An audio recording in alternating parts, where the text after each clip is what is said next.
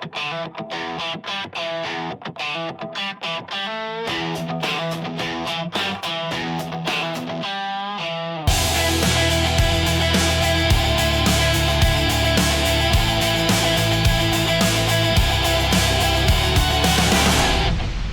folks. Joe Matterazzo here for the All Access Entertainment Podcast. Flipping the script around, you expected another Joe, but not tonight. Tonight, you got me. And my special guest is the guy you thought you were going to get, and you're going to get him, is Joe Bruen. I want to bring him in right now. Joe, come on in. What's going on, Joe? There he is. We got him this week. I think we pulled a little rib on him this week, huh? Right. Not bad, not bad. Just when you thought I was out of the picture, I'm back in. Exactly.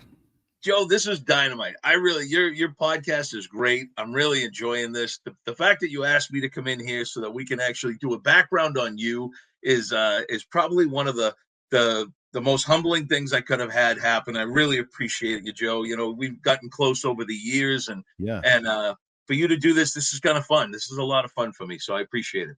Yeah, it's my pleasure, and I thought it'd be a good opportunity for people who don't know me, don't know my background, to do this. And you were the first person on the list when I was thinking of, okay, who could actually pull this off? So here we are. Oh, fake it. One of the two, right? Exactly. Yes.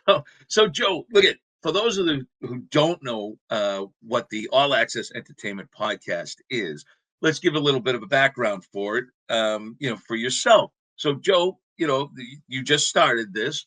Now, growing up, in the Northeast, let's get a little bit of background of where you came from to begin with. Man, so yeah, New England professional wrestling was, a staple for me growing up. Obviously, I'm born and raised in Providence, Rhode Island, and lifelong fan basically of pro wrestling. And 1998, I got into it. Started a talk show with Cox Communications on local cable access, and it was an in-studio show, so I would kind of talk about news and rumors, and I would bring in wrestling guests from the independent scene in studio and do interviews with them. And you were just I was just a kid. I was 16. Amazing. Yeah, Amazing. And that was my first gig, and I would also bring the camera equipment from the studio on the road. So I would hit all the indie shows, set up my equipment, and do backstage interviews as well, or film the shows, do commentary sometimes. And I'm doing this all at 16, and just had a passion for it. I always have. I've always had a passion for announcing, and I've had a passion for interviewing. So it kind of started early on, and that's how I first started back in 98. Now, as a kid, walking around the locker rooms and being in the independent scene with all these guys that are obviously much older than you, how did they take to you? Did they take it pretty well? Were they receptive to a kid being, in the back? Super welcoming. One of the promotions early on that basically, were open arms was UCW, Unified Championship Wrestling. Oh, yeah. And, they were owned by Anthony Ruffo, who wrestled at the time as Mr. Troubleman. That's right. And I had known him, not personally, but I had known him as a fan when I was a kid, rewinding back to 93. I would go to the NEWA shows. So I was, back in New England at that time, in my area anyway, it was NEWA, and that was it. There was not really anything else going on over here. Obviously, as you go into Massachusetts, you had the early days of New England wrestling and Yankee pro wrestling and all of that. But for me personally, it was just NEWA and RIWA in this area. So I used to attend the shows in Federal Hill. They'd often be at the the outdoor festivals, and that was my first experience at seeing these guys. And for me, 1993, I mean, I was 11 or something like that. So it was just amazing to take in, and I appreciated it as much as I did the WWF, watching that on TV. Just because it wasn't the WWF, it didn't take anything away from me personally. I was just as excited to be at those shows. And Anthony Ruffo was wrestling as Dan Bula at the time. Oh, and it was kind of a take on Papa Shango.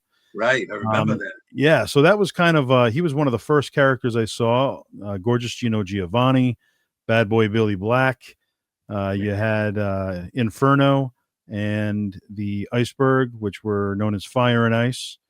You also had Thrash. You had Altitude. Actually, at the time, he was AA. Antonio Adams. That was you. Yeah. I remember Altitude. He was great. Altitude. And Jose Perez at the time was Commando for a little while, but he was also El Diablo primarily. Yep. So those are the guys that I was seeing, for the first time, and I was just like, man, this is amazing. Commentary. You had Rex Havoc, and Rock Joseph was the ring announcer, and Bob the Padre Cleese, another ring announcer there. So I fell in love with it. It was great obviously it's an indie show, so more intimate, more personal. You could be right there. I would get there early and stand there ringside. I'd be one of the first fans, and I'd see the guys practicing in the ring. And even though I was young and it wasn't connecting for some reason that it was, predetermined still, I was just like, okay, so they must be training. Wait, what are you what? Come on. No, can't be. But it was cool to kind of just, see that behind the scenes, look. And the very first NEWA show that I attended, which was my first indie show ever, was in '93. And it was at a high school, I believe in North Providence, Rhode Island. My mom took my friend and I, and we got tickets out of the newspaper. They had a big advertisement in there. And Tito Santana, Virgil, and Greg the Hammer were on the show. So as a kid, I was like, oh my gosh, this is unbelievable. So yeah, I got to meet all three of them. And again, that's when I was seeing these guys for the first time, all those that I just mentioned. And Studley Steve Stallion was another one that was there at that time. And the Headhunters, Bob Costas was the senior official at that time. And just taking it all in. So what got you into wrestling? In other words, I mean, you knew all the locals, but when did you start watching it on television? Well, who was your influence to bring you? Grandfather, a father, a uncle? Who brought you into watching wrestling? Well, my earliest memory of pro wrestling was sitting on the floor in Indian style, just kind of like leaning up against my older brother, Tony. So that, he must have just been watching it on a regular basis, and I just started watching it with him. But those are my earliest memories, and I have vivid memories of that, and that was probably age 3. Wow. Yeah, somewhere around there. Now, I couldn't tell you who was wrestling, but I have the memory of watching the wrestling. And I lived in Michigan for 1 year at the time, and so it was in Michigan where I first discovered wrestling. So probably would have been AWA, right? It could have been, yeah. I don't know what was on at that time, but so that's when I first discovered it, and I pretty much stuck with it.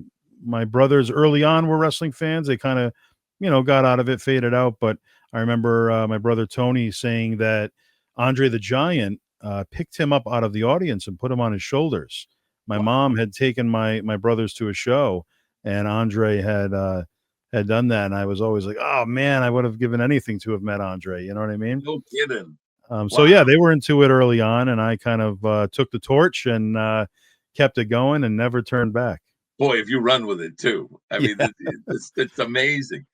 So you're doing all the interviews and you're meeting all the guys. Obviously, they started bringing you in, and you becoming one of them, and on the inside, and it's kind of funny because the trajectory. You look at some of the guys who started off as taking pictures, and you're talking guys like Paul Heyman, you're talking guys like Jimmy Cornette, and now you're following suit. Right. On another level, because you're actually videoing them and you're actually working with these guys on a level that those two didn't. Yeah.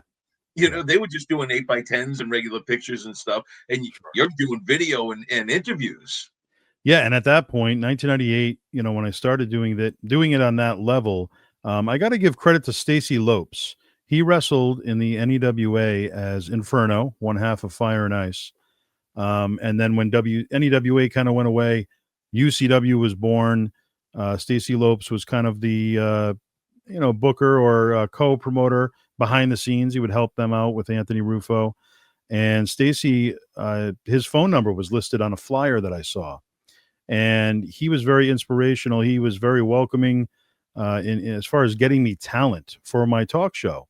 I mean, he didn't have to do that. I called the number and I was like, hey, this is what I'm doing now. I'd love to maybe do something with you guys. And he was just kind of feeding me my earliest guests in studio for me. So my very first episode, I want to say it was Iceberg Sunny D, the Superstar Butch Petrillo, the Decolation, Dane and Darius, Stacey Lopes being one of them, and Anthony Rufo. So that was my first in-studio episode, thanks to Stacey. And then he hooked me up with the guests for the second episode as well, which was Thrash, the Reverend Dave Jackson, Dave Brannigan. And it's funny, I can't even remember now. But some of these names, though, you're bringing me back, man. It's like, so he was inspirational with or influential with getting these guys in studio for me for those first 3 or 4 episodes, and then I kind of took the ball from there and started doing the backstage interviews for UCW. And like I said, Stacey was very welcoming. At that point, he had introduced me to Anthony, and they basically gave me full reign. Like, hey, whatever you want to do, set up the camera. If you want to do interviews, ask anybody you want. Maybe some of them won't be up for it, but you can you do what you need to do. And I think my very first show setting up the camera was Dartmouth, UMass Dartmouth, right at the university there. It was King Kong Bundy versus Head Shrinker Samu, and Wild Samoan Alpha was in Samu's corner. Wow. And so it was a treat for me. I was like, oh my gosh, this is amazing, And it was fantastic. And you had Ebony Blade against Jose Perez that night. I do remember that. There was a 4-way with, I think, Vertebraker and Dr. Heresy and a couple others, Don Juan DeSanto maybe, and Thrash. But it was great just to see that up close. And everybody backstage was super nice. Iceberg Sunny D gave me an interview. Old School Derek Destiny, Dr. Heresy, and graciously Bundy and Samu both did a promo for me and, cut a promo, watched Joe's professional wrestling talk show. So I was on like cloud 9 after that night, and I was just like, man, this is something I want to do every night, Right. And not that it comes that easy for everybody. I was just, I guess, in the right place at the right time. They didn't have anybody else doing it at that time. So I just kind of fell into it and stuck with it and never looked back. What a lot of people probably don't realize, because we're talking to a bunch of different generations here right now, is back then, local access. So what people have to realize is that when you grew up in a town that had a local access studio, and most of them did, as long as you lived in the town, you could sign up and have a show on the local access TV. And it was free to you because this was part of what they had. So you were able to get studio time to do these type of things as a kid, because people are probably going, how did he figure this out at 16? Right. But if anybody remembers, and you might, you're flipping channels and you get to the screen that would have just the words on it for the local, whatever, the bake sale and the fundraisers for the schools and if the snow days and things like that, if you live in the Northeast. And that's what you would look at on things like that.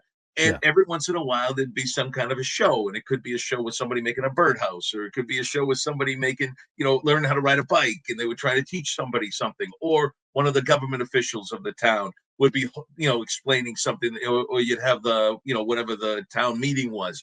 Sure. They would have a setup where if you were in town and you had an idea for a show, and you would get full run of the studio, just like you're saying. Yeah, I did my own editing. I would have to, edit I didn't know what I was doing. I just went in there and learned by handling it all, and ended up editing my own shows. And it aired twice a week, Thursdays and Fridays, I believe it was. So it was on public access Cox Cable. I was working out of the East Providence, Rhode Island studios. So that would be seen in all of East Providence, Rumford, Riverside, some of the outskirts of Providence, and then maybe just a couple other close by areas. That was about it. And then the goal was to get it on the Interconnect channel, because back then there was a channel which was also another form of public access, and it was called Interconnect A, and then there was Interconnect B. And what those were statewide. So it wouldn't just be East Providence. You would get it everywhere, and parts of Massachusetts. So I eventually got on there as well. And that was a big deal for me, because I'm like, man, look at all the eyes that must be on this now. You're going from two little towns to the whole state. And so that was a big deal. And I shouldn't leave out that the inspiration for me to even get involved in that aspect of it, having my own show and stuff, I would watch on public access Talkin' Wrestling, which was hosted by Cody Boynes. Cody Boynes, I was just going to bring him up. That's and amazing. He was also a manager, or valet, should I say, as Mama on the independent scene. And so Cody Boynes Talkin' Wrestling, I don't think I ever missed an episode. I mean, it was phenomenal. And he would get live calls from people, and he'd hang up people, just bye-bye. And he'd just hang up on them. He's such a heel. Yeah. And that was one of the first things that I saw locally, and then also Powerbomb Ringside with Maniac Mike Elias, which was kind of attached to the USWF, which was also on the channel, and they were a backyard promotion. So they had like backyard wrestling and stuff. So I was always watching that as well. I was just taking it in from all levels, and I'm like, this is awesome. And I actually bumped into Mike Elias at my job. He had come in shopping, and I worked at Rojack Supermarket at the time. And I was like, hey, that's Mike from Powerbomb Ringside, So I talked to him for a couple minutes and asked him, hey, how would I go about, getting a show, getting on there? And he gave me the phone number. And Wow. that's how it started. So I got to thank Mike Elias for kind of starting me off there in the right direction. That's amazing. Cody Boynes, man, like you said, he had everybody on that show. I was on that show, so he even had me on there. So there you go. I mean, but yeah, crazy. He was a lot of fun to watch. I think he was the most entertaining part of the entire show. Yeah. And what he did with the kids. But you're right. I mean, he was everywhere. And then what an inspiration for you. That's a great story. I never knew that about you. So I think that's hilarious. I mean, he was just so entertaining to me, and it was just so well done. I loved it. And it's cool because I came full circle, because by the time I came in 98, he was kind of winding down. I think he was probably gone by 2001, somewhere around there. But I got to be on his show twice, and just to, be such a fan, and then come full circle and appear on his show a couple times was just unbelievable. So it was a cool start for me. They tore his studio down. That was the main reason why he was all done. That was in Mansfield, I believe. Yeah, he had one there, and he had one in Duxbury too. He was in Duxbury, right? And they tore that studio down, built a whole new school and everything there. So wow. So he went out at that point. But Cody, he's one of those guys in New England, boy. Everybody knew him. Which is and a great crazy. guy too. Oh my God, couldn't be any nicer of a guy. All right, so now your story kind of takes a little twist at this point. So you loved doing all this of doing your own show and having it going like that. You always wanted more. You always wanted to get further and further along. You also loved like the movies and comics and Comic-Con type of atmospheres and things like that too. Which is so funny because it's like you're starting to put your entire life's passions into one group. Like you're starting to combine things, and it's all making sense now with this podcast. How you're putting everything together. So as we go along here, people are going to start making the connections, which I love. But pro wrestling has been the nucleus of everything that you've done so far. As you started moving and meeting more and more people, more of the big names from the indies, how did you start moving forward? Because you started putting things together in New England, moving yourself more towards, because of course, the New England Professional Wrestling Hall of Fame. I mean, did you have the sense of doing something like that in an early age, or was that a progression to get to? That was a progression because I was always a big fan of the Hall of Fame, the WWF Hall of Fame, especially those early ceremonies, 94, 95, 96.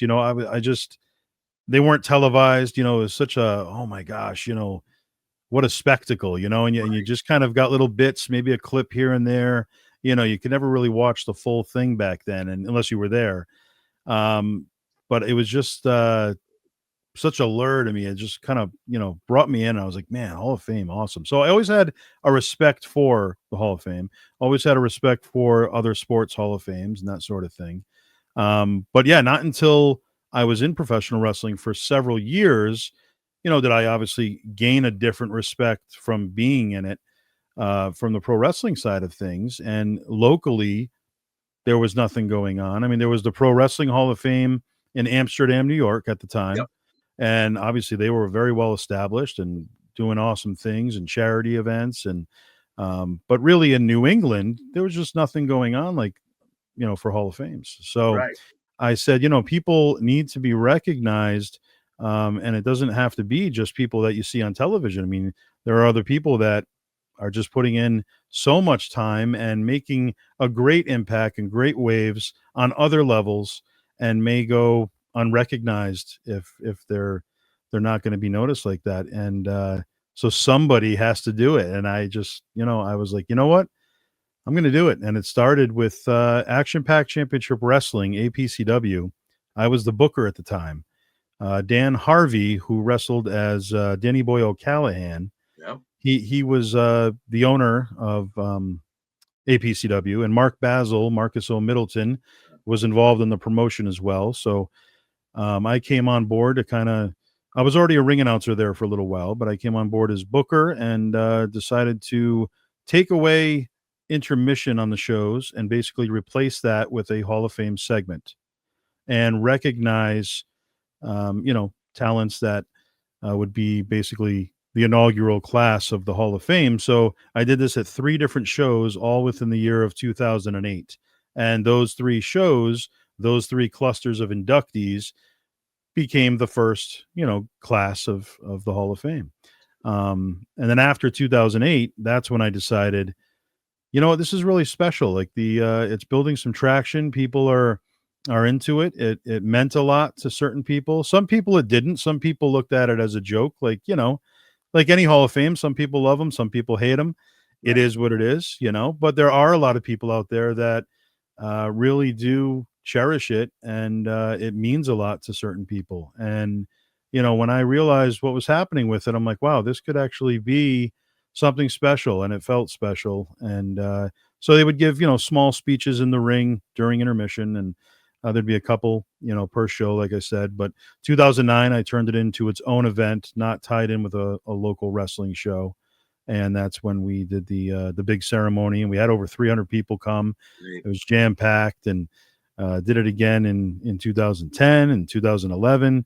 And those early events were all at the Brotherhood of the Holy Ghost Charity Hall in East Providence, also known as the Bright Ridge Club. And we would pack it. I mean, we 400 people in there for these Hall of Fame ceremonies. And, it was just so special to see all these people coming together. You had different generations of wrestling fans and more importantly, different generations of, the people in the business themselves. So these people are seeing each other in some cases, for the first time in years. It was like a big family reunion. And that was the cool feel. It just, you could see it meant a lot to certain people. And it just got bigger and better every year. I was able to start out in some of the younger times with you and watch this thing grow to what it is right now. But I also met you before the Hall of Fame had started. And this was part of what I was trying to get at, is that your progression to get to the Hall of Fame, you started ring announcing and commentary and things from multiple promotions along the way. So it wasn't just in the Rhode Island area and lower part of Massachusetts. You started going everywhere with companies like the WWA and other companies too, and guys like Rich Palladino. We talk about, helped bring you along too when he couldn't do bookings and things. He'd pass them on to you, and people started to get to know you, not just down in one area, down in the Rhode Island and the lower South Coast, but you started going everywhere. Yeah, it was a ride, and I loved it. As a kid playing with the wrestling figures, I was a big fan of the Hasbro figures and LJNs. I had them all, but I appreciated the Hasbro more just because of my age. Sure. The LJNs kind of came like just as I was, getting old enough to recognize what it was. And so for me, it was Hasbro's. But for me, I would put all the time as a kid into the entrances and the announcements. I mean, that's what it was all about. And then I would have a quick match, but it was all about the introduction, the theme music, and most importantly, me trying to emulate Howard Finkel. That's what it was. So I'm doing that for all the matches as a kid. And, fast forward to 1998, UCW. I'm at the Barton Street Community Center with my camera set up for Cox Cable and doing just filming the show. That's all I was doing. I don't think I was even commentating that night. It was just, filming the event, and the ring announcer didn't show up. Something happened. So they're like, Joe, what do you think about ring announcing tonight? I'm like, oh my God. I mean, it wasn't even something in my mind that I could do. Of course, I wanted to do it, but I didn't even know it was such an early stage of me being in the business that I didn't know how to go about doing that. So it literally fell into my lap. The ring announcer couldn't make it. Now, the only downfall is the ring announcer was also the sound guy. Oh boy. So, yeah. so no speakers, no microphone. You got to speak up. But it's the Barton Street Community Center. There were probably 30 people in the crowd. It was a small show. You could hear yourself echo, very small building. And it didn't matter if there were 4 people or 100 people. I loved it. You know what I mean? So there I was in the center of the ring, and ring announced the show. And Anthony Rufo said I did a great job. Gino Martino was on the show, and he complimented me as well, and a few other people. Then I went on to become UCW's full-time ring announcer. So I was ring announcing all different shows for them. And then I ended up linking up with Bert Centeno, who at the time was teaming up with Danny Ramirez, and they were called the Latin Express. So they were working for UCW. But Bert Centeno decided he was going to run his own shows. So he started running another UCW, but it was Ultimate Championship Wrestling out of the Worcester area. So he would run out of the Friendly House, the Boys and Girls Club, a few other locations in the Worcester area. And he brought me on as his ring announcer because he really liked how I was doing for Anthony's UCW. So that gave me a whole other branch. I was so excited, taking me out of Rhode Island. I'm in Massachusetts now. And for me at that age, 45 minutes away, that was a big deal. I was like, wow, this is crazy. You know what I mean? It's like going to California, So, so I'm ring announcing there. And it also opened me up to a whole other branch of talent that I wouldn't see in Rhode Island.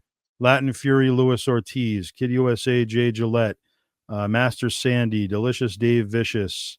Bert Centeno would wrestle on those shows. Dynamic Louis Vega.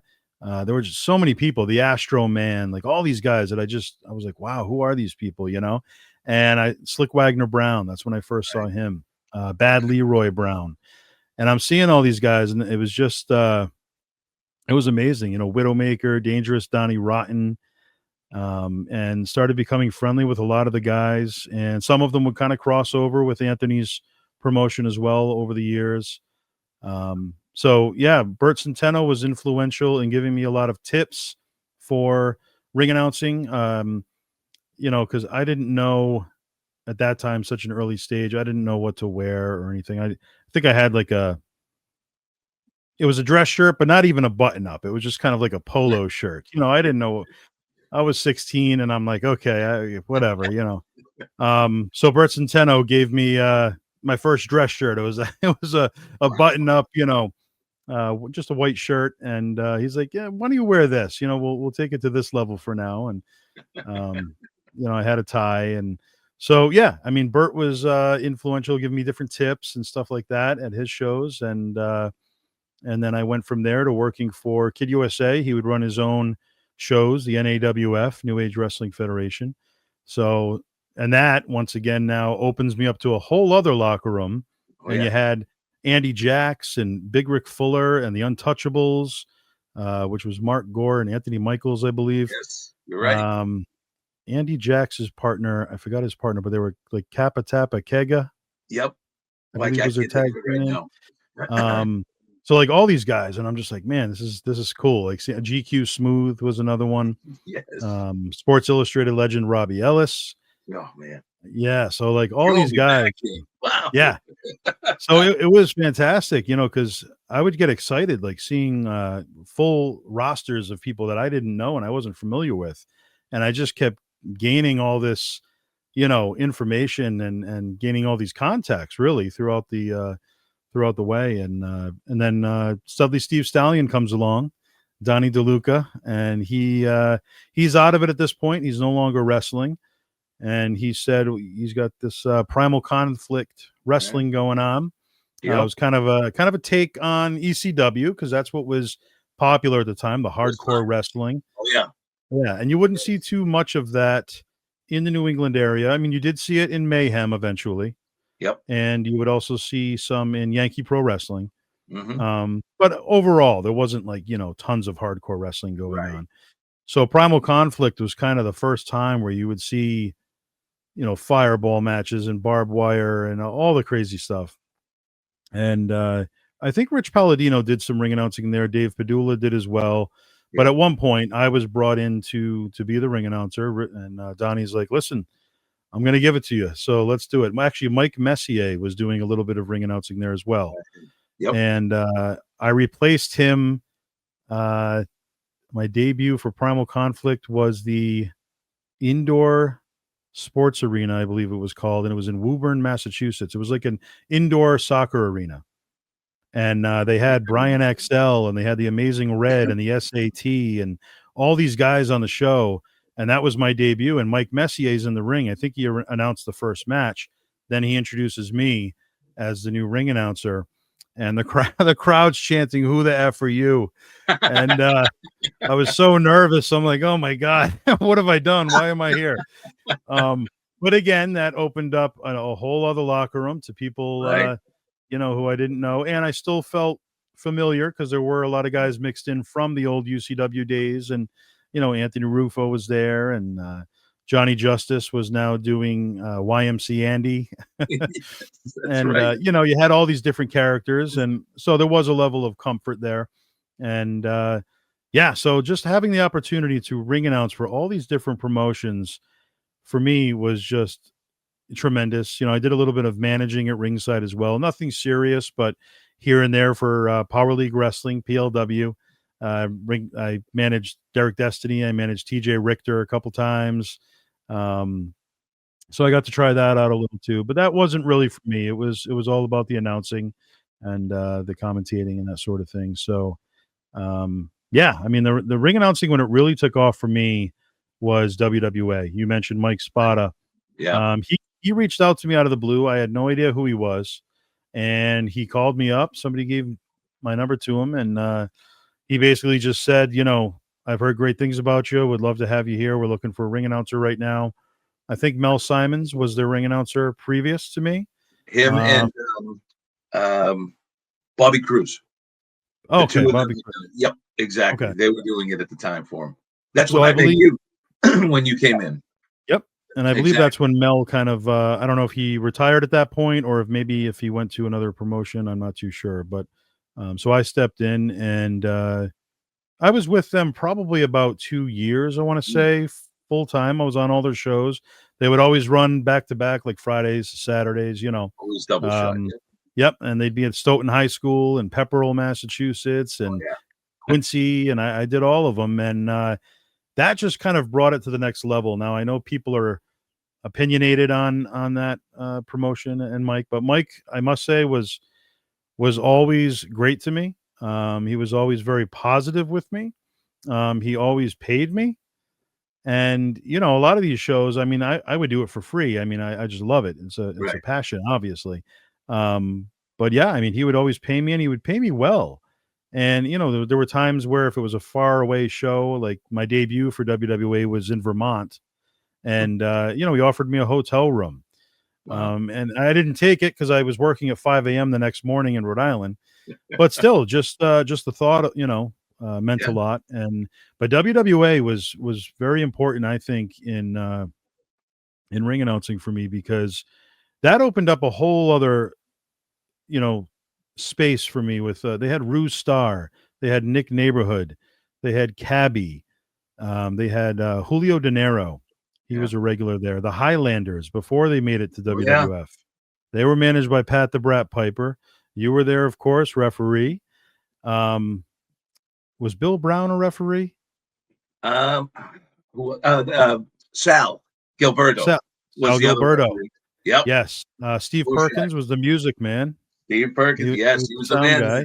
Yep. And that was before the days of big time wrestling. But the people that came through there, guys like Eddie Edwards, guys like DC Dillinger first started when he was there. Before while he was still training, he was coming in there. Sure. You had Sumi Sakai came through there, right? One of her first stops in there.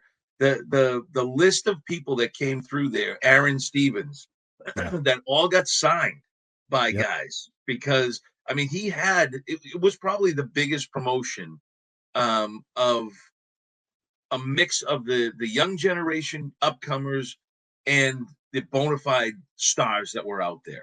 Yeah. It was an amazing place to work. And like you said, and people can say what they want about Mike. I always enjoyed working with Mike. We became very close because we lived near each other.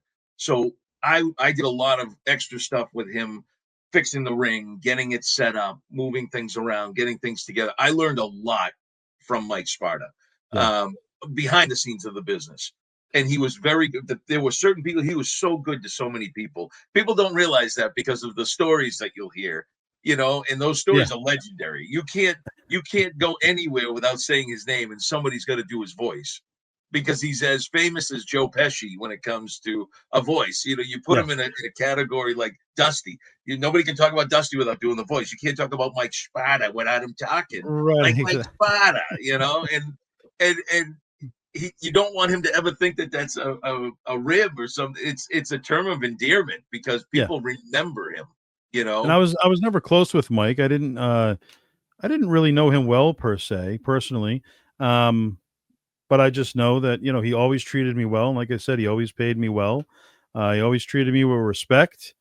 Actually, a funny story real quick. There was a buddy of mine, Matt Kenny, was in the crowd. He came to the show with my wife and I, and I was ring announcing the show, obviously. So he's in the crowd watching.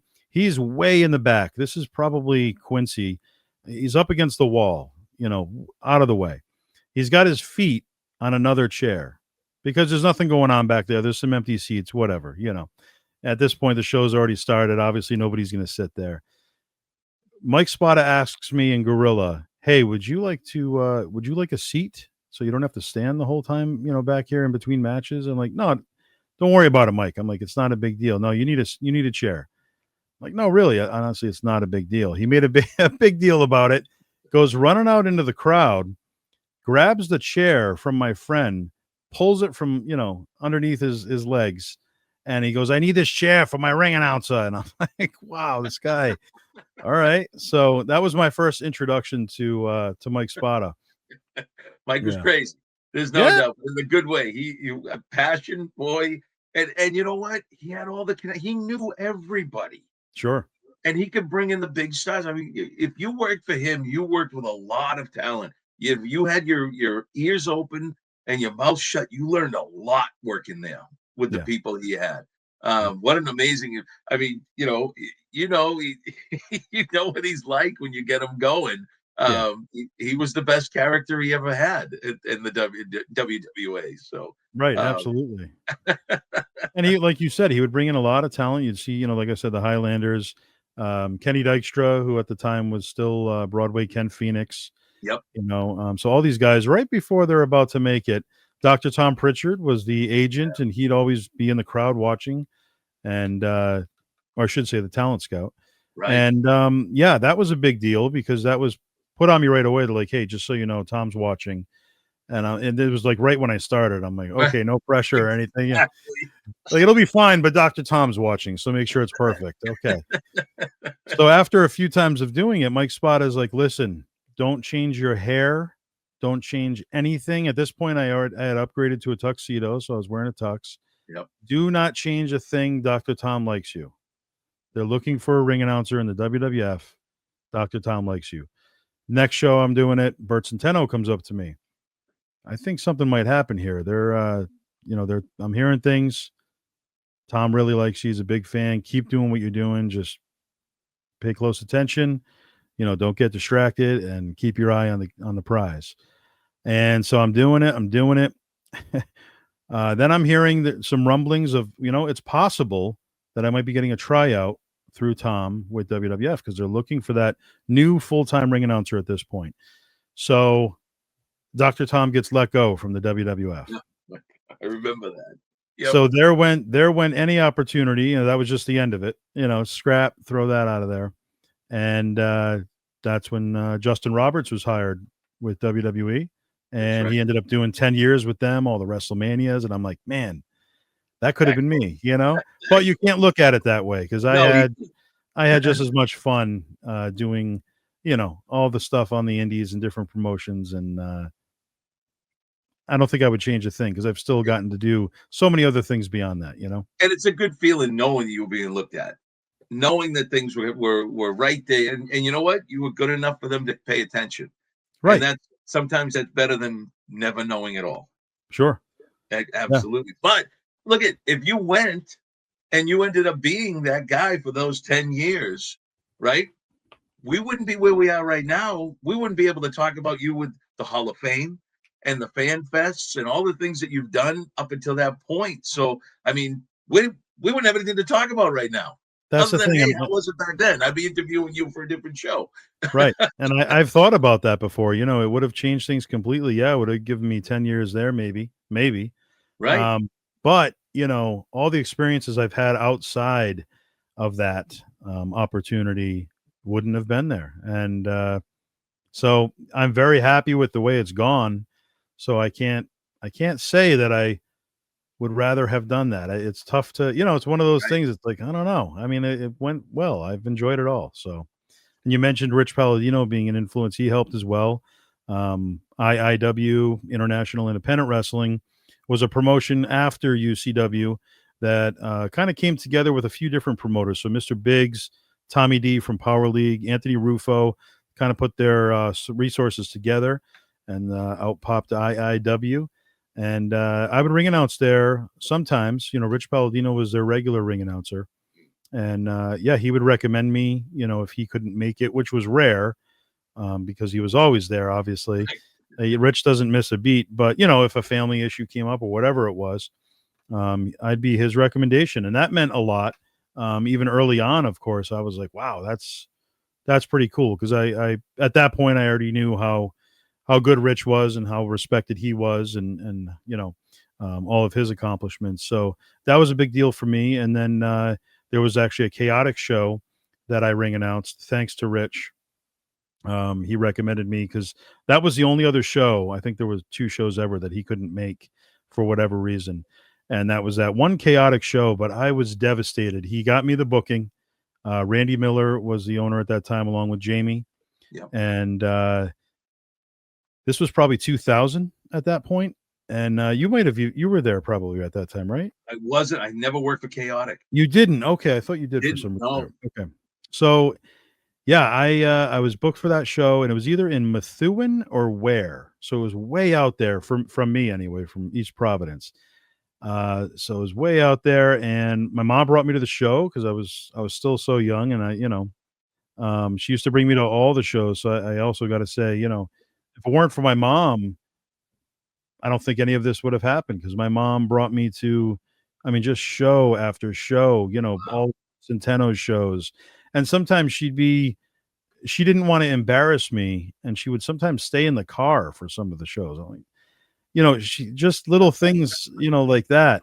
But yeah, she would do that for me. And I lost track. We were talking about Chaotic.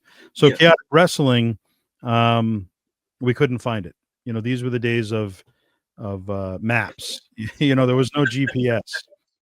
So we got lost, and we got so lost to the point where I showed up to the show about 2 matches in. Oh no. And I'm one that anybody that knows me, I'm there hours before the show starts. Right. Anybody I work for, that's just how I am. Right. So I was devastated, and I walk in so nervous. I was like, oh my gosh, this is my opportunity for Chaotic.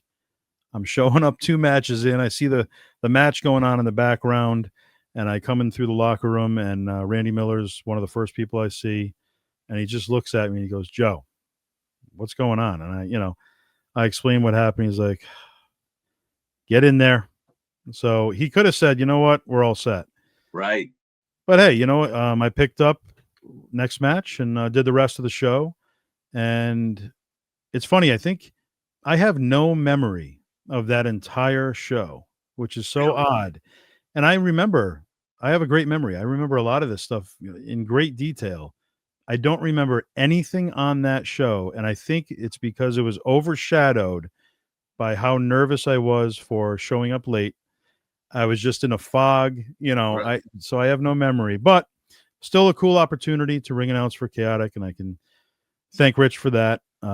So yeah, Rich Palladino was another one who was just very helpful. So you talked about Howard Finkel.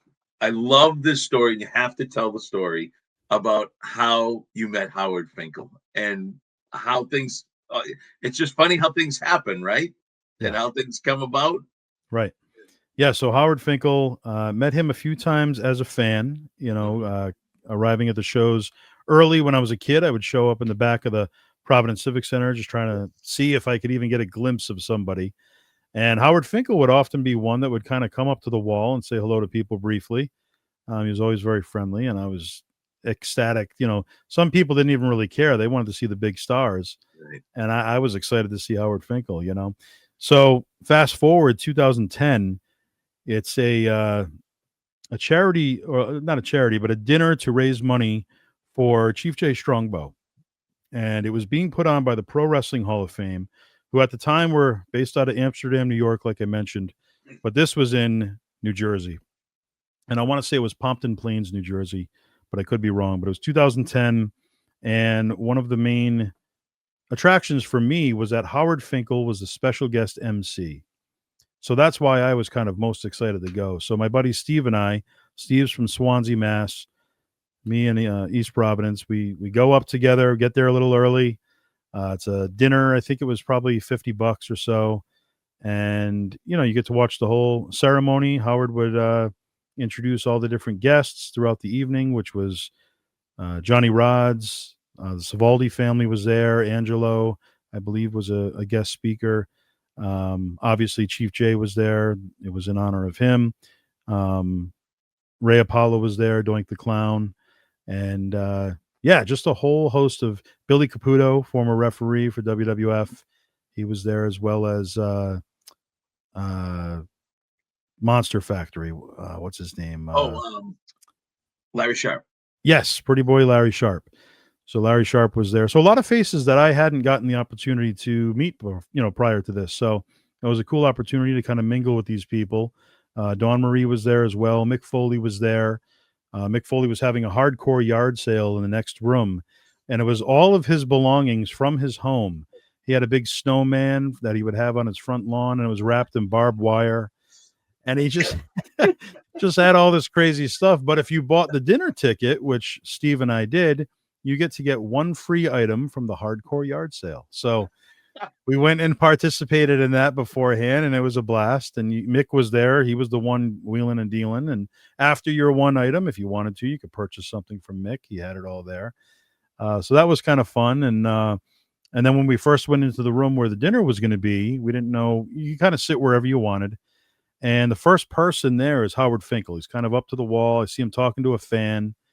And I'm like, wow, there he is, Howard Finkel. This time I'm not, on the other side of the wall as a fan. I'm with him in the same room.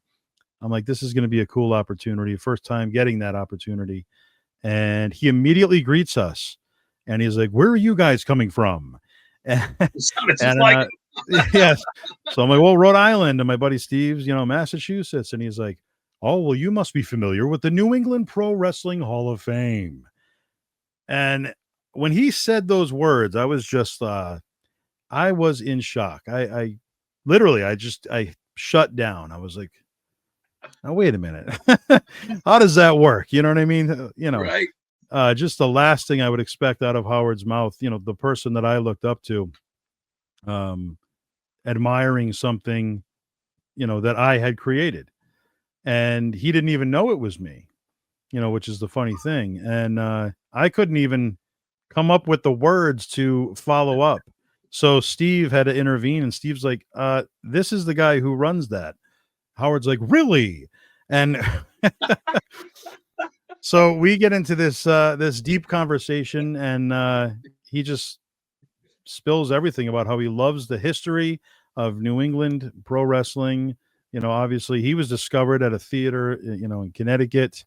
And right. yeah, he just talks all about New England wrestling. And, fast forward maybe a half hour, it's about time for dinner and the ceremony to start. Steve and I grab a table. Howard Finkel comes up. He's like, Joe, do you mind if I join you? And I'm like, of course, So he sits right next to us, and he's sitting with us for the whole evening. Obviously, he kept getting up to do his MZ thing, and he'd come back down. And in between and during parts that, we're eating or whatever, I mean, he was just firing off stories, just one after the other, and kind of giving the history of different things. And it was like sitting under the learning tree, and Yeah. just phenomenal. And, fast forward to the end of the night, it ended with Howard offering his services. He's like, Joe, if you could ever use me, I would absolutely love to be a part of the New England Pro Wrestling Hall of Fame, maybe to host it. And I'm just like, Howard Finkel asking me, of course, Right. You don't have to ask. You're the guy, And that's exactly what I did. Fast forward a year later, he came in 2011, and I brought him in as a super ticket guest for the Fan Fest that morning, and then that evening was the Hall of Fame ceremony, and that was Howard's first time doing it for us, and it just put a stamp of approval. It put a stamp of, it kind of brought it to the next level. Like, okay, Legitimacy. yeah, like Yeah. this means something, And like I Exactly. said, it already meant something to some. To others, it didn't, and still to this day, there are people that, aren't interested in it, which is fine. But it did put that stamp of approval, which I'm sure, kind of put it in a new light for some people, for sure. So Howard Finkel being a part of that was just unbelievable. And he wasn't there for a payday. He was there because he wanted to be there. He was there because of his love for New England wrestling. Sure. And our friendship grew, and we were close friends for 10 years. He would always comp my family and I tickets to WWE. Wow. I wouldn't have to ask him. I mean, I wouldn't, he would just, Joe, Mohegan Sun, 4 tickets are available at will call for you, and You're and then pumping the hell out of me right now when you do that. It's so awesome. I so love every it. time, Mohegan or Providence or Boston or Worcester, he was comping 4 tickets every single time. And this went on for almost 10 years. So his generosity was just unbelievable. So, I would be able to bring the kids, bring some friends, it was just a great opportunity. And it wasn't about the tickets, obviously, just, getting to know Howard Finkel was Sure. unbelievable. And getting the phone calls and the emails from Howard, and our back and forth in the early days was, I guess after a while you take it for granted. You're like, oh yeah, it's Howard Finkel. He's a buddy. But at first, those early days, you're like, wow, Howard Finkel is, corresponding with me. And he was always so precise. He would call the house. If I wasn't there, he'd leave a message. Joe, it's Howard Finkel calling from the World Wrestling Federation. And he would just, he was so precise. It's approximately confused with the other Howard Finkel, exactly right. right from A&P supermarkets, right? It just yes, Yes. exactly. Like he has to introduce himself.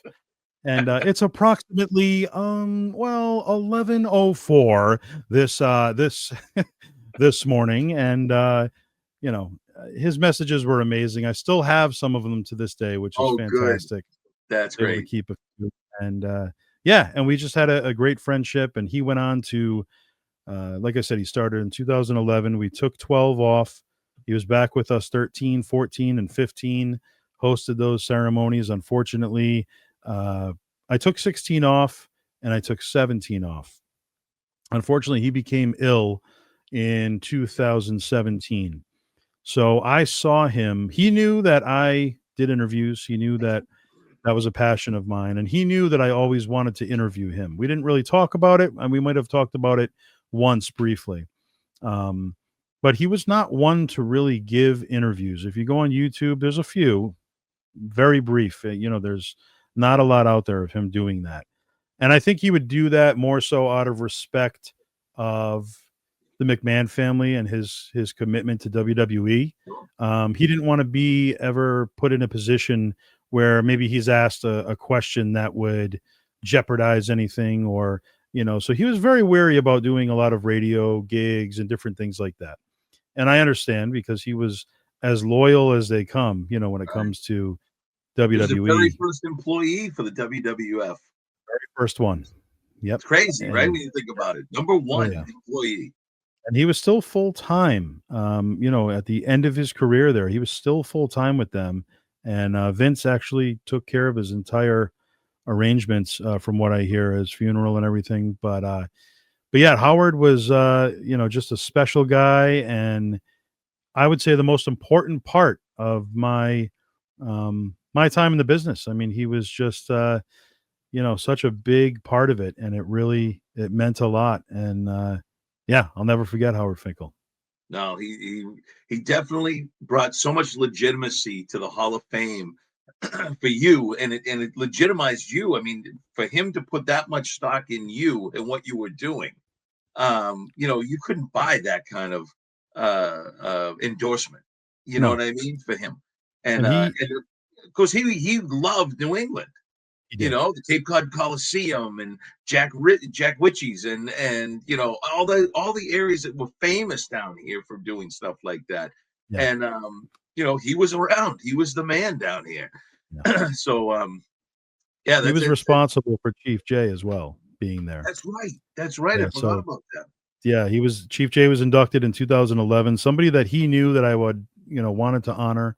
I didn't have a contact for Chief. I had no way of contacting him, but Chief was a huge part of New England wrestling, obviously, when it comes to New England history. I mean, he was like a Hulk Hogan in this area, Oh, yeah. I mean, he was just so popular, like an Ivan Putski, a Jimmy Snuka. They're all kind of in that same category. And, he called me up one day and said, "Joe, how about working with Chief Jay Strongbow?" And I'm like, "You gotta be kidding me." He's like, "Joe, let's do it." Howard always went above and beyond. He knew a guy that worked with the airline company. So he's like, "Let me talk to my guy." And he, it cut down Chief's flight in half, price wise. And, he really wanted to make it work. And so we brought Chief in, and the experience was awesome. I remember meeting Chief in his hotel room. I remember him putting his bag on his bed, and he's just kind of unpacking some of his stuff. Takes his big headdress right out of the bag there, and I'm like witnessing that, and I'm just like, man, look at that. It was just an iconic moment for me. And Timmy White, longtime referee and agent, showed up at the hotel to pick up Chief, because they hadn't seen each other in a while, and they wanted to reunite. So he picked up Chief. I coordinated all that for them, and they kind of took a drive for the day. They probably went to the Friendly Tap at that time. And so that was kind of cool to be a part of that. I remember Tim pulling up and Chief waiting with me in the front of the hotel, and Chief just, "Timothy," he was so excited to see Tim. And they had a big embrace, and then drove off together. So that was cool. And Chief Jay Strongbow, was there, thanks to Howard and Bob Backlund as well. Bob Backlund was a special surprise that we had that year, 2011. We were honoring Tito, Rick Martel, and Chief as the headliners that year in the Hall of Fame. And Bob Backlund wanted to be a part of it because he was friends with all three of them, to basically just assist in honoring them. So he reached out to Howard. Howard reached out to me. Wow. And, that was another iconic phone call, Howard calling me, and Joe, Bob Backlund would like to be there for, and it was just like, oh my gosh, of course, and so Bob came in as a surprise. It was quite a long ceremony. We had a few speakers that evening that just kind of, they went with it. And, you give them a time limit, and they don't always, listen to the time limit, 2-minute time limit, 5-minute, whatever it is. 30 minutes later, that guy's still up there talking. But, I don't get mad at that. It's not something that, they're just enjoying the moment. It means a lot to them. Sure. But when it comes to logistics, obviously it makes things a little difficult, because I've got Bob Backlund waiting in his red pickup truck in the dark out in the parking lot, ready to make his grand entrance, and now he's waiting an extra half hour. So then Howard sends me out. Howard's getting nervous, and he's like, Joe, go get Bob. So I go out there. I'm looking in the dark, looking around. Okay, there's the pickup. I go up. He rolls the window down. Joe? Yes. All right, let's do this. And he rolls up the window. He gets out. Super kind. How's it been? How's the event today? How was the fan fest this morning? Just a million questions as we're walking back over to the building. And he's like, well, I'm glad everything went well for you. It's a pleasure to be here. And then Howard introduces him. He comes in the back door, huge standing ovation. And Bob spoke on Chief and Tito and Rick, a few words on each one. And Bob walked out. He was in, he was out.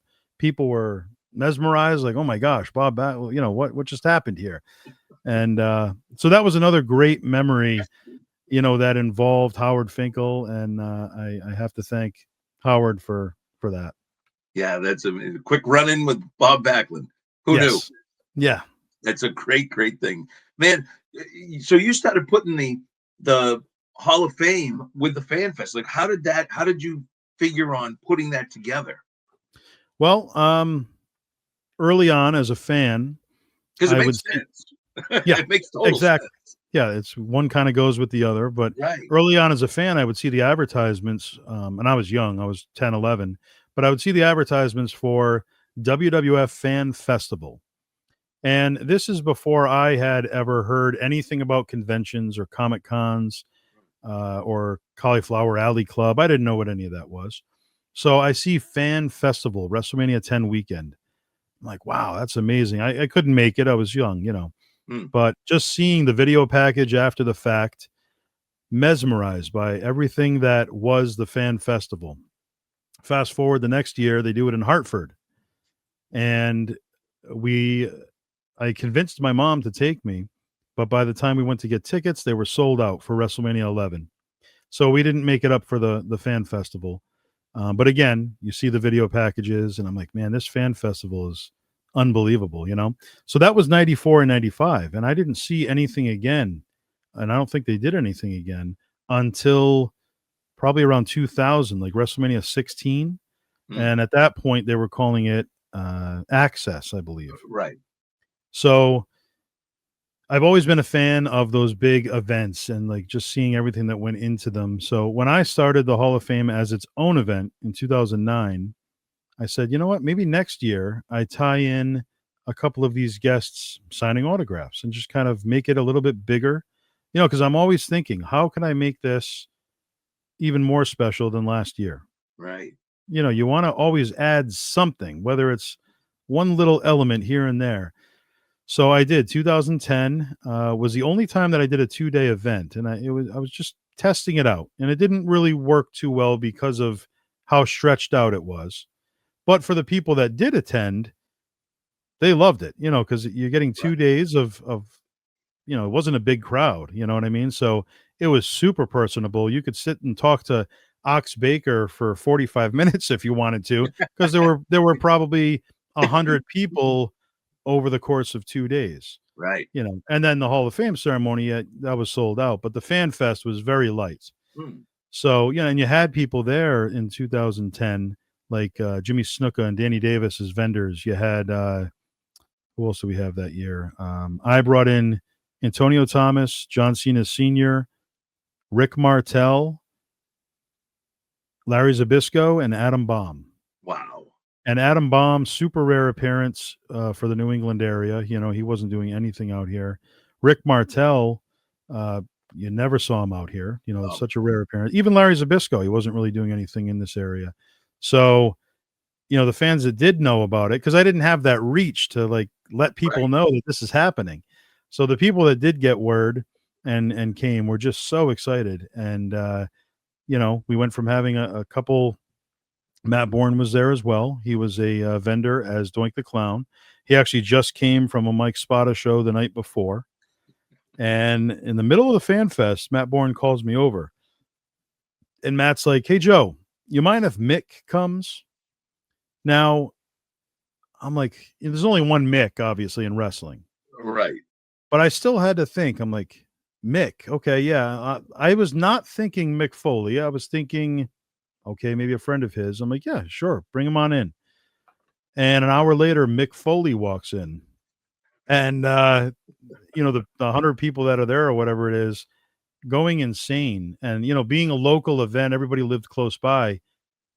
It's funny, Mick Foley comes in, half the crowd left because they're rushing home to get their collectibles, and they came right back. And Mick Foley had a nonstop line for 1 hour, just out of the small crowd that was there because everybody had to get Mick Foley. So that was another special memory for us in the early days of the Fan Fest. And then 2011, when Howard made his debut for us, I doubled the super ticket with the amount of talent. So, Howard, Chief Jay Strongbow. I brought Martel back, this time with Tito, Strike Force reunion. Right. I had Kenny Dykstra, Antonio Thomas, and John Cena Sr. again. I had Samu of the Head Shrinkers, Jameson Winger, who at that point, I found him. It was the first time in 20 years that he had done anything post WWF.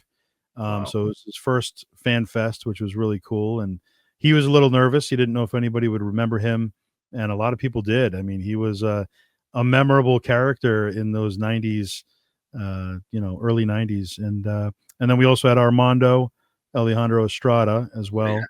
So it was a great Fan Fest. It really, the crowd pretty much doubled, that year. It was a 1-day Fan Fest with the Hall of Fame at night. And that format just kind of works better, that way everybody's, you don't have to get a hotel. Right. Everybody's there and they're not going to have to spend extra money. So it worked out better doing it that way. Unless you're obviously a huge event like a WrestleCade or a WrestleCon. Sure, it's 3 days. I get it. That makes sense. Yeah. But for a little, small convention, you don't need to stretch it out like that. So, well, you've added stuff in too with it. You'll have question and answers. You'll have different events that they'll hold that the actual talent will actually do with with people that you get extra an extra ticket for or things like that. And some of the stories are amazing when you get the question and answers and have a panel. You've had guys like Sheldon Goldberg on, explaining all these things that they've done in the New England area, because I mean these guys are historians along with yourself as far as what goes on here, and these are some amazing events that you combine. You've morphed this now into where it's not just pro wrestling anymore. You've expanded. You've expanded into sports and more entertainment too. Yeah. Oh, yeah. There's a little bit of everything now at the Fan Fest. There's, as I've gotten used to attending all the Comic Cons now over the years, I have picked up on seeing different things at these events. And now I'm tying in cosplayers, I'm tying in artists, I'm tying in different types of merchandise vendors outside of pro wrestling. So, the smart thing is that New England Fan Fest doesn't have wrestling in the title. Right. So you can kind of do whatever you want. It doesn't have to be just pro wrestling. Obviously, pro wrestling is the heart and soul of it. But you can sprinkle in whatever you need to, as long as it's a good tie-in. And, some things we've tried and they didn't work that great. And some things they've stuck and we've continued them on. But like you said, the Q&As, we've had Eric Bischoff Q&A, Bill Goldberg Q&A. Like you said, we've had some great panels over the years. We had one with, Jim Neidhart and Harley Race and Diana Hart Smith and just a whole host of others. Mean Gene Okerlund, he's been a part of a Q&A before. And Howard Finkel, once he was with us, he would start to host most of these Q&A sessions. So that was an additional, aspect of Howard Finkel that you'd get to see at New England Fan Fest. And the thing is, we never charge for Q&A sessions. So if you're a fan that wants to, and we don't do Q&As every year, but we have several years. And if you're a fan that maybe doesn't have the money to come into some of these conventions and, astronomical money just to meet people, we try to keep the prices low. It's only $10 the past few years now to get into New England Fan Fest, $10, right? And children 10 and under, they get in for free. So I want it to be an opportunity for the whole family to come in. Why charge $80 a ticket at the door? They're not going to have any money to enjoy themselves when they're in there. They can't buy anything. You know what I mean? Exactly. So let's get them in the door, and then they can see what's going on. If you want to meet a wrestler, and plus, you can say hello to the wrestlers. You can shake their hand without having to, drop a bunch of money. So, and the Q&A sessions have always been free. If you're somebody that doesn't like meeting wrestlers, but you like Q&A sessions, well, you can go sit in the Q&A room all day. Right. And there's a different Q&A every hour, and that's how we've done it. So there is something for everybody. And it's been a great learning experience being a part of New England Fan Fest and the different directions that it's gone in. We've gone from the Bright Ridge Club to the Rhode Island Convention Center, to the Crown Plaza in Warwick. We've done Fairhaven, Mass at the Seaport Inn and Marina Hotel. And of course the Ramada Inn in Seekonk, and back to the Bright Ridge Club. And we've gone on all different, there's a nostalgia feel when it comes to the Bright Ridge Club for me. So when I went back in 2018, that one year, I think some people were like, oh, why is it back here? This is where it started. It's so small. But for me, I wasn't looking at it that way. I was like, this is where it all began. That it's just a hall. But at the end of the day, think about all the people that appeared in there and all the memories and conversations. And, it's not just a hall if you look at it that way. So going back in 2018 was special for me, even if for some others are like, why are we back at this rinky dink place? You know what I mean? It meant a lot to me. So it sure does. And it brings back so many good memories. And you got to go back sometimes to go forward and see where you've come from. You know what I mean? And there's a bit of history right there. And there's something to be said about nostalgia. And that's what I love about the fact that this podcast that you're doing now is so cool, because now it's not just about pro wrestling. Again, it's all access entertainment podcast. Right. You're planning on having at any given time actors, actresses, MMA, of course, pro wrestling. So, I mean, because now you're incorporating everything into one scope, and I don't think it's ever been done before. Yeah, that's the thing. I've always been a big collector, first and foremost. So I've always been a fan of film and physical media. As you can see behind me, yes. I have every WWE, WWF DVD and Blu-ray that's ever been released, I think. Wow. So I have a whole wall just for that. But I've always been a supporter of physical media. My wife and I are huge fans of film and TV. So we have a vast collection of DVDs and movies in general. So, tying in all this different stuff, it means a lot to me. I've always had a passion for interviewing, like I said. So it started off for me going to the different Comic Cons and doing interviews with celebrities there.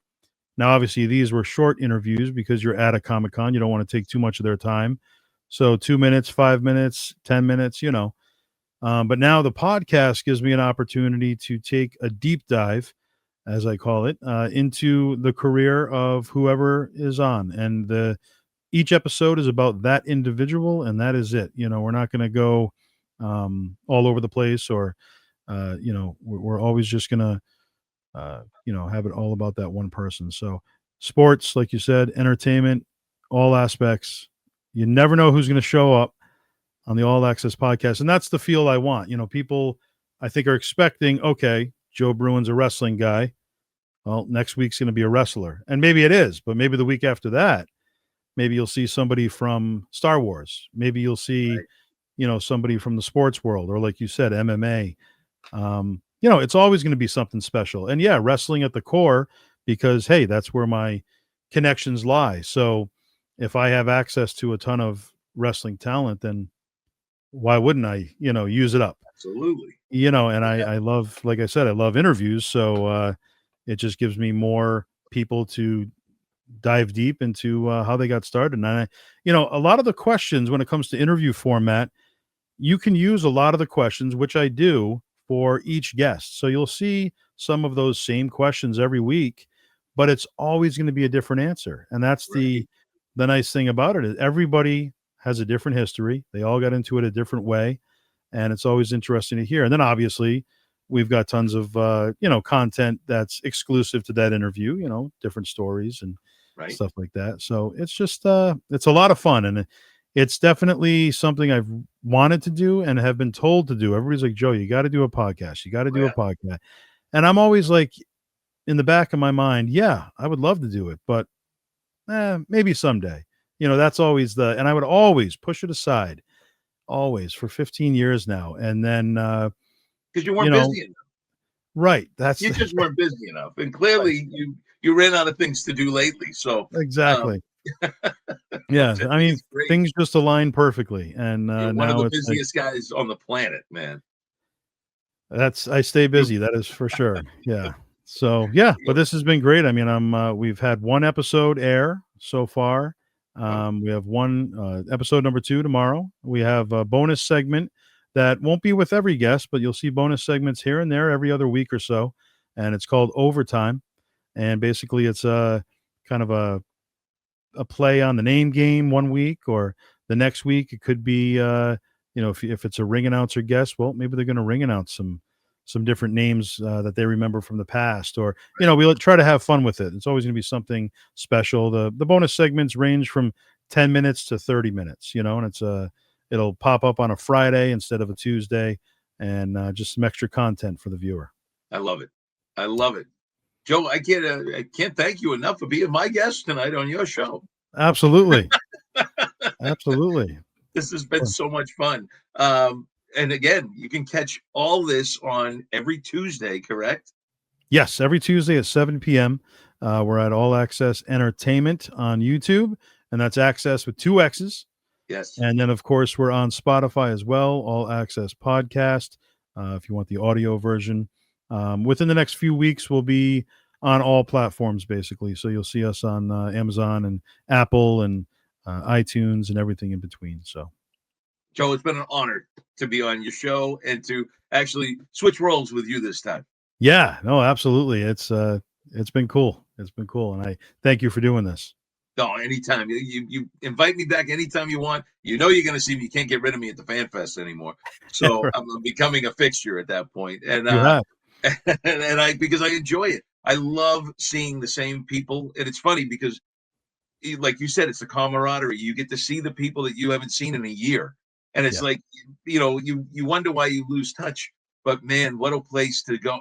And for the fans to come in, and when they're walking around and you get to see a guy like Sergeant Slaughter and the Mountie go over and embrace and start talking about what it was like when they were on the road and what they did. And guys like Buff Bagwell that are sitting there laughing because he never got to work with Sarge, but he always knew who Sarge was. The interaction between the wrestlers and the entertainers is amazing. And it's second to none. You don't experience that till you're there. And and I encourage everybody to go. I'll always push the Fan Fest for you. You know that. I appreciate that. Yeah, allaccessentertainment.com. You can pre-order the general admission tickets. You can see the full lineup of who's going to be there. Some of the talents are already available for pre-order, and cash only at the door as far as general admission goes, if you're going to do it that way. But usually cash or a card for any of the talent the day of the show. And yeah, we're really looking forward to it. May the 2nd, New England Fan Fest 11. Can't believe I'm saying that. It's already 11. Crazy. So, yeah. And then to put a twist on it, I guess we'll end it with me saying, for Joe Matterazzo, I've been your guest this week, Joseph Bruen, and it's the All Access Entertainment Podcast. Don't forget to like, subscribe, and Joe, thank you for hosting this episode. Thank you very much, and be safe, brother. Fans, we'll see you at the match.